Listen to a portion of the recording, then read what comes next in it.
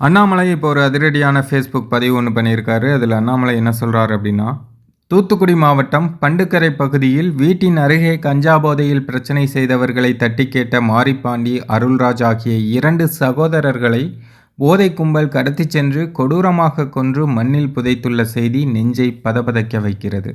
இதில் அருள்ராஜ் பார்வையற்றவர் என்பது குறிப்பிடத்தக்கது. தமிழகத்தில் கடந்த 4 ஆண்டுகளில் கஞ்சா உள்ளிட்ட போதைப் பொருட்கள் எங்கும் எளிதில் கிடைக்கும் அளவுக்கு பெருமளவு அதிகரித்திருக்கின்றன. இதனால் பறிபோன உயிர்கள் ஏராளம். குறிப்பாக கஞ்சா போதையில் பல கொலைகள் நடந்திருக்கின்றன. சட்டம் ஒழுங்கு சீர்குலைவுக்கு முக்கிய காரணமாக கஞ்சா புழக்கம் இருக்கிறது. ஆனால் தமிழக அரசு கஞ்சா புழக்கத்தை கட்டுப்படுத்த இதுவரை எந்த நடவடிக்கையும் எடுக்கவில்லை.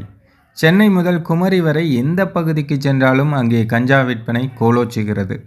தமிழக அரசுக்கோ காவல்துறைக்கோ தெரியாமல் கஞ்சா விற்பனை நடக்கிறது என்பதை குழந்தைகள் கூட நம்ப மாட்டார்கள்.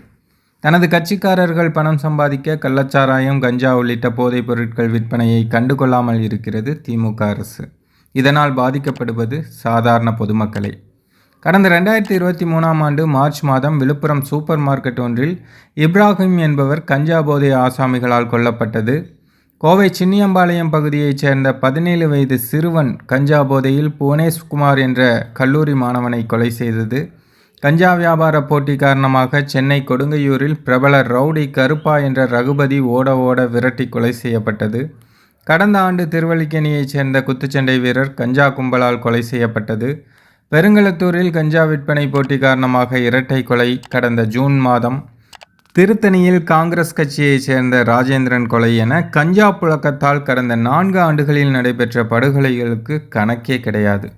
தினசரி காலையில் கிளம்பி ஷூட்டிங் நடத்த சென்று கொண்டிருக்கும் முதலமைச்சர் திரு மு.க. ஸ்டாலின் அவர்களே, தமிழகத்தில் என்ன நடக்கிறது என்பது குறித்து உங்களுக்கு தெரியுமா?